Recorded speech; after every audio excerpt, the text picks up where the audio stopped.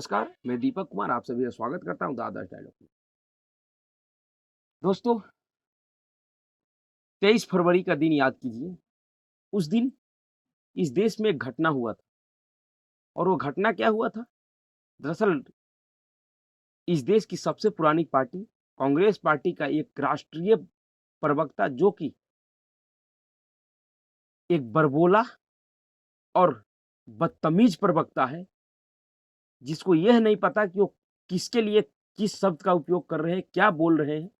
कुछ भी अलूल-जलूल बोलने का जिनका आदत है। ऐसे तो कांग्रेस पार्टी के बहुत सारे ऐसे नेता हैं जो बड़बोलेपन में, जो उस एटीट्यूड में कि हम कांग्रेस पार्टी के नेता हैं या कांग्रेस पार्टी के प्रवक्ता है, हम इस देश से ऊपर और इस देश के संविधान से भी ऊपर है। उस घमंड में, उस नशे में वो कुछ भी अलूल-जलूल किसी भी व्यक्ति के लिए बोलता रहता है। उसी कड़ी में पवन खेरा ने 22 फरवरी को मुंबई के एक प्रेस कॉन्फ्रेंस में प्रधानमंत्री नरेंद्र मोदी के पिता को टारगेट करते हुए एक तरह से उसकी माँ को सीधे-सीधे गाली दिया, क्योंकि इस देश में किसी भी व्यक्ति के लिए माता-पिता सर्वोच्च होता है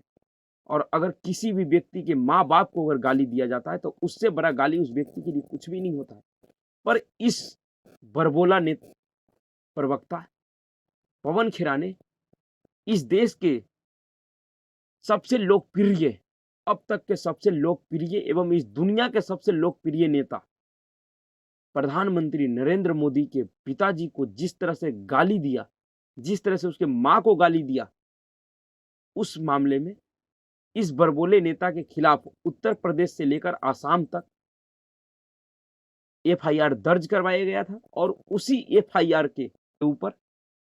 23 फरवरी 2023 को दिल्ली के इंदिरा गांधी एयरपोर्ट से इस पवन खेरा को उस समय गिरफ्तार किया गया था। असम पुलिस 23 फरवरी 2023 को असम पुलिस, जो असम में इस बरबोले प्रवक्ता के खिलाफ जो एफआईआर दर्ज करवाया गया था, उस एफआईआर के मामले में, उस दर्ज मामले के आधार पे असम पुलिस दिल्ली पुलिस के सहयोग से 23 फरवरी 2023 को इस बरबोले प्रवक्ता पवन खेरा को उस समय दिल्ली एयरपोर्ट से, दिल्ली के इंदिरा गांधी इंटरनेशनल एयरपोर्ट से गिरफ्तार किया था, जिस समय कांग्रेस के नेता छत्तीसगढ़ में जो कांग्रेस पार्टी का राष्ट्रीय महाधिवेशन चल रहा था, उस अधिवेशन में भाग लेने के लिए जा रही थी। उसी समय उस एयरपोर्ट से असम पुलिस ने दिल्ली पुलिस के सहयोग से इसे गिरफ्तार किया था उसी मामले में। उस गिरफ्तारी के बाद किस तरह से कांग्रेस पार्टी के राज्यसभा सांसद रणदीप सुरजेवाला के सामने उसी एयरपोर्ट पे, उसी रनवे पे बैठ के कांग्रेस पार्टी ने जो धरना प्रदर्शन किया था इस गिरफ्तारी के खिलाफ, और वहां पे नारा क्या लगाया था? मोदी तेरी कब्र खुदेगी। यह नारा जो लगाया था, उस नारा को प्रधानमंत्री नरेंद्र मोदी ने किस तरह से कांग्रेस पार्टी की कब्र खोदने में उपयोग कर रहे हैं, वह तो बेहतर इस देश की जनता देख रही है। और उस नारा के नैरेटिव में, उस नारा को किस तरह से प्रधानमंत्री नरेंद्र मोदी ने राजनीति में उपयोग किया कि जब वो पूर्वोत्तर के चुनावी राज्यों में इस बात का जिक्र कर रहे थे कि कांग्रेस पार्टी कहती है, उसके नेता कहते हैं कि मोदी तेरी कब्र खुदेगी और जनता कहती है मोदी तेरी कमल खिलेगी। किस तरह से उन्होंने कांग्रेस पार्टी के इस कब्र खुदने वाले बयान को जनता के सामने रखा और उन्हीं के बयान के आधार पे उसी कांग्रेस पार्टी का पूर्वोत्तर के 3 राज्यों में कब्र खोद दिया। तो यह प्रधानमंत्री नरेंद्र मोदी का जो राजनीतिक सफर है और राजनीतिक जो समझ है उसे दिखाता है। और कांग्रेस पार्टी एवं उसके नेताओं का जो बरबोलापन है, जो एटीट्यूड है, जिस एलिट वर्ग का जो नशा है इसके ऊपर, उस नशे में किस तरह का यह बयान देते हैं, यह दिखाती है कांग्रेस पार्टी के संस्कार को। तो उसी मामले में जब इनकी गिरफ्तारी हुई थी पवन खेरा का, उसी समय जब तक असम पुलिस दिल्ली पुलिस के सहयोग से इसे गिरफ्तार करके दिल्ली के थाने में नहीं थाने में ला रही थी, उससे पहले कांग्रेस पार्टी के जो पाले हुए वकील हैं, जो राजनीतिक सत्ता में राजनीति में सत्ता को पाने के लिए अपने वकालत के पेशा को जो सीढ़ी बना रखा है, ऐसे बहुत से वकील हैं। उसी में से एक वकील अभिषेक मन्नू सिंह भी, जो कि कांग्रेस पार्टी के स्वघोषित नेता भी है, वह पवन खेरा के मामले को सुप्रीम कोर्ट में उसी समय ले गया। और उस समय सुप्रीम कोर्ट में संवैधानिक पीठ एक संवैधानिक मामले पे सुनवाई कर रही थी। और जिस तरह से अभिषेक मन्नू सिंह भी उस संवैधानिक पीठ के समक्ष गया, और जिस तरह से सुप्रीम कोर्ट के उस संवैधानिक पीठ ने इस अभिषेक मन्नू सिंघवी का रेड कारपेट वेलकम किया, और तत्काल जिस तरह से कांग्रेस पार्टी के इस प्रवक्ता को राहत दिया सुप्रीम कोर्ट ने, उस राहत से इस देश के लोगों में जो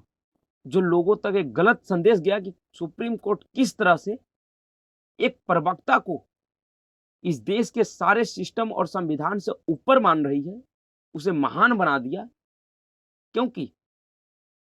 जिस समय इसकी गिरफ्तारी हुई थी, उस समय नियम यह है, इस देश का एक नियम है कि अगर आपको गिरफ्तार किया जाता है तो आपको जमानत मजिस्ट्रेट के पास से लेनी पड़ेगी।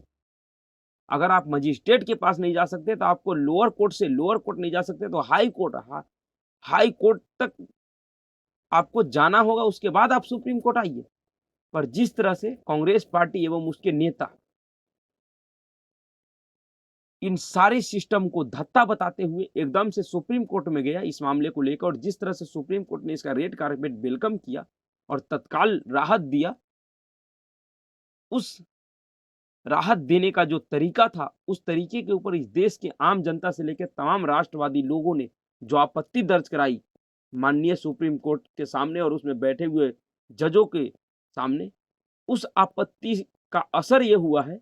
कि आज वही सुप्रीम कोर्ट और वही न्यायाधीश, जिन न्यायाधीशों ने इस पवन खेरा को जानता भी नहीं था, सुप्रीम कोर्ट में बैठे हुए न्यायाधीश खुद पूछ रहे थे कि पवन खेरा कौन है, तो अभिषेक मनु सिंघवी ने कहा कि पवन खेरा कांग्रेस पार्टी का राष्ट्रीय प्रवक्ता है। उस पवन खेरा को जिस तरह से तत्काल राहत दिया था, आज वही सुप्रीम कोर्ट और उसी सुप्रीम कोर्ट में बैठे हुए वही जज साहब आज एक आदेश दिया है, जो आदेश संभवतः पवन खेरा एवं कांग्रेस पार्टी के उन तमाम नेताओं के लिए सबक हो सकती है, जिसके दिमाग में एक भ्रम पैदा हो गया है कि वो इस देश के कांग्रेस पार्टी का नेता और प्रवक्ता है, तो वो इस देश के संविधान और कानून से ऊपर है, वो किसी को भी कुछ भी कह सकते हैं। अपने बड़बोलेपन के नशा में वो कुछ भी बोल सकते हैं, कोई भी आरोप लगा सकते हैं किसी के ऊपर। आज सुप्रीम कोर्ट ने यह फैसला दिया है कि अब पवन खेरा के ऊपर जितने भी मामले हैं, उत्तर प्रदेश से लेकर आसाम तक, उन तमाम मामलों की सुनवाई लखनऊ के हजरतगंज थाने में होगी। दरअसल आज एक तरह से सुप्रीम कोर्ट ने पवन खेरा को उठा के सीधे सीधे योगी आदित्यनाथ के चरण में डाल दिया है, और यह अब उत्तर प्रदेश सरकार और उत्तर प्रदेश पुलिस को कह दिया है कि अब इससे आप निपटिए, इसको सबक आप सिखाइए। और अब जिस तरह से पवन खेरा को सुप्रीम कोर्ट ने योगी आदित्यनाथ के हवाले किया है, तो अब तो पवन खेरा ही समझेगा कि योगी आदित्यनाथ इसका क्या हाल करेगा, और योगी आदित्यनाथ इस पवन खेरा को जिस परिणाम तक पहुंचाएगा, वह परिणाम संभवतः पवन खेरा एवं कांग्रेस पार्टी के उन तमाम बड़बोले नेताओं के लिए अच्छा नहीं होगा। क्योंकि योगी आदित्यनाथ का जो सिस्टम है, जो न्याय करने का जो तरीका है, वो इस देश में सभी सरकारों और नेताओं से अलग है। आज उनकी तारीफ, उनकी मिसालें पूरे देश में दी जाती है। हर एक प्रदेश की जनता यही मांग करती है कि हमारे प्रदेश का मुख्यमंत्री भी योगी आदित्यनाथ हो। इस तरह से योगी आदित्यनाथ के ऊपर देश के दूसरे प्रदेशों की जनता भरोसा करती है, और उस योगी आदित्यनाथ के चरणों में जिस तरह से सुप्रीम कोर्ट ने पवन खेरा को उठा के फेंका है, और जिस तरह से अब उत्तर प्रदेश की सरकार और योगी आदित्यनाथ को यह आदेश दिया है कि इसके मामले की सुनवाई आप कीजिए, अब योगी बाबा इस पवन खेरा के उस नशे को उतारेगा, जिस नशे में चूर होके इस पवन खेरा को ऐसा लग रहा था कि मैं इस देश के संविधान और सिस्टम से ऊपर हूं, क्योंकि मैं कांग्रेस पार्टी का राष्ट्रीय प्रवक्ता हूं, मैं किसी को कुछ भी कह सकता हूं। हम लोगों ने और बहुत से राष्ट्रवादी पत्रकारों ने शुरू में ही कहा था कि इस पवन खेरा को परिणाम तक तो योगी आदित्यनाथ ही पहुंचाएगा। अगर इसे सुप्रीम कोर्ट आसाम पुलिस को भी दे देता, हेमंत बिस्व शर्मा को भी दे देता था, इसको तो सबको सिखा ही देता, क्योंकि वो भी एक पुराने कांग्रेसी नेता ही है और उनको पता है कि इन जाहिल गंवारों और बरबोले नेताओं से कैसे निपटना है। पर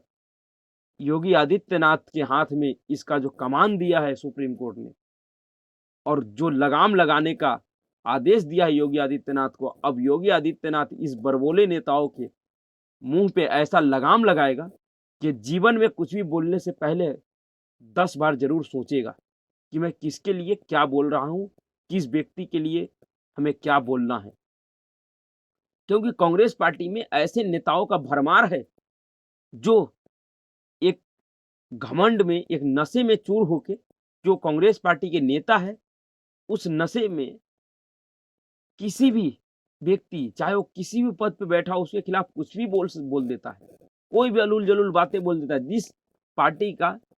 पूर्व राष्ट्रीय अध्यक्ष ही अलूल जलूल बोल सकता है, जिसे यही नहीं पता कि मैं क्या बोल रहा हूं, उस पार्टी के नेताओं का के साथ ऐसा होना कोई आश्चर्य वाली बात नहीं है। क्योंकि पवन खेरा ने तो सिर्फ प्रधानमंत्री नरेंद्र मोदी के पिता एवं उनके मां को गाली दिया था। कांग्रेस पार्टी के लोकसभा के जो नेता है, सदन का जो नेता है, नेता है अधीर रंजन चौधरी, उसने तो इस देश के सबसे सर्वोच्च पद पे बैठी हुई एक आदिवासी महिला, महामहिम राष्ट्रपति द्रौपदी मुर्मू जी के लिए कितने अपमानजनित शब्द का प्रयोग किया था, किस तरह से उनको एक तरह से खुलम खुला सदन में गाली दिया था। तो ऐसे बड़बोले नेताओं का इलाज योगी आदित्यनाथ और उसकी पुलिस को अच्छे से करने आता है। और अब पवन खेरा का इलाज योगी आदित्यनाथ ऐसा करेगा कि ये पवन खेरा और इनके जैसे तमाम बड़बोले नेता याद रखेंगे। और हाँ, जो कार्रवाई अब इसके ऊपर होगा, उससे कांग्रेस पार्टी और उनके तमाम चाटुकार गैंग बहुत ही परेशान होने वाले हैं। पर वो जितना परेशान होता है, उतने ही इस देश के राष्ट्रवादी लोगों को मजा आता है। ये तो हकीकत है। तो अब देखिए कि आगे आगे इस बरबोले पवन खेरा को योगी आदित्यनाथ किस परिणाम तक पहुंचाता है और योगी आदित्यनाथ का पुलिस, क्योंकि उसका जो पहचान है, उस योगी आदित्यनाथ के सरकार एवं उसके पुलिस का जो काम करने का तरीका है, वो इस देश में सभी प्रदेशों के पुलिस से अलग है, अद्भुत है, निराला है। अभी के लिए इतना ही। अगर आपको वीडियो अच्छा लगा तो लाइक कीजिए, शेयर कीजिए और चैनल को सब्सक्राइब जरूर कीजिए। नमस्कार।